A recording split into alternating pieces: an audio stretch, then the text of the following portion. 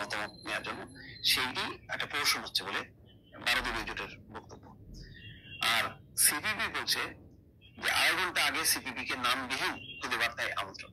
আর doctor Yunus বলছেন ঐক্যবদ্ধ ভাবে দিতে না পারলে ঘোষণাপত্রের দরকারই নেই।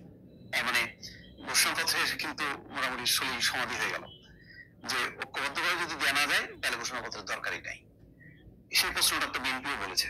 বিএনপি প্রশ্ন তুলেছে যে 5.5 মাস পর কি কারণে এই ঘোষণাপত্রের প্রয়োজনটা সামনে আসলো, এটা ভেবে দেখা দরকার। আসিফ নজরুল কি বলছেন, জুলাই ঘোষণাপত্র নিয়ে সব পক্ষের সাথে আরো আলোচনা করতে হবে, এক্ষেত্রে প্রয়োজনে আরো কিছুটা সময় নেওয়া যেতে পারে, তবে অযথা যাতে কালক্ষেপণ না হয় সেদিকে খেয়াল রাখতে হবে, এমন মন্তব্য করেছেন আইন উপদেষ্টা আসিফ নজরুল।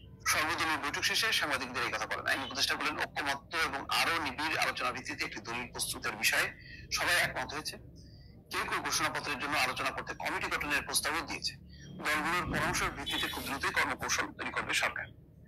দলগুলোর মধ্যে দূরত্ব সৃষ্টি হয়েছে কিনা এমন প্রশ্ন বলেন, রাজনৈতিক দলগুলোর মধ্যে কোনো দূরত্ব নেই, শুধু প্রক্রিয়া নিয়ে বিভিন্ন মতামত এসছে। এই মতামতের মাধ্যমে ঐক্যের পথ আরো সুদৃঢ় হবে, দলগুলোর মধ্যে অনৈক্যের সুর দেখা যায়নি। এই হচ্ছে বক্তব্য। তাই যদি দেখা যায় তাহলে 12 দলীয় জোট এটি বলছে কেন?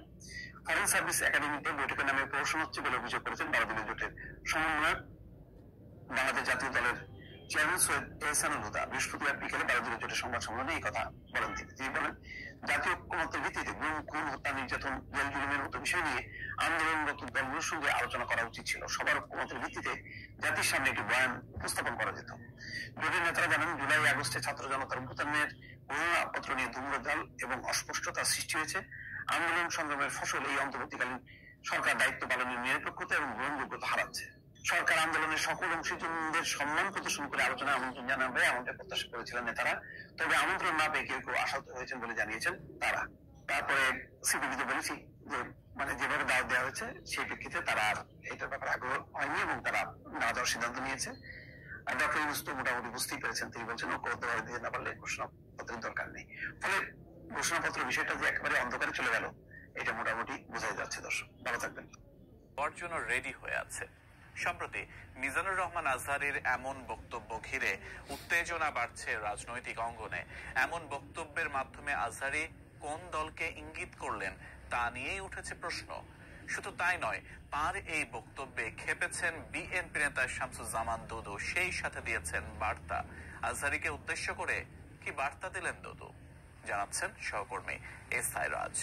ওই যে কে যেন আজহার নাকি মাজার একজন আছে, আগে ওরা খাইছে এখন এরা খেতেছে নাকি বলছে না? ভাই রে, রাজনীতি করবেন স্বনামে আসে, আড়াই লাখ লেগে রাজনীতি করেন। গত 3 জানুয়ারি যশোরের একটি মাহফিলে যোগ দিয়ে দেশের জনপ্রিয় ইসলামী বক্তা ডক্টর মিজানুর রহমান আজহারী বলেন, স্বাধীনতার পর থেকে শুধু শাসকের হাত বদল হয়েছে, আমরা কিছু পাইনি। একদল খাইছে, আরেক দল খাওয়ার জন্য রেডি হয়ে আছে। স্বাধীনতার পর থেকে শুধু শাসকের হাত বদল হয়েছে, আমরা কিছু পাই নাই, ঠিক কিনা বলেন? শুধু ওনাদের দোষ দিয়ে কি লাভ? একদল খাইছে, আরেক দল খাওয়ার জন্য রেডি হয়ে আছে। কোরআন থেকে প্রেসক্রিপশন না নিলে সমাজ সুন্দর হবে না। কোরআনের প্রেসক্রিপশন না মানলে রাষ্ট্র সুন্দর হবে না।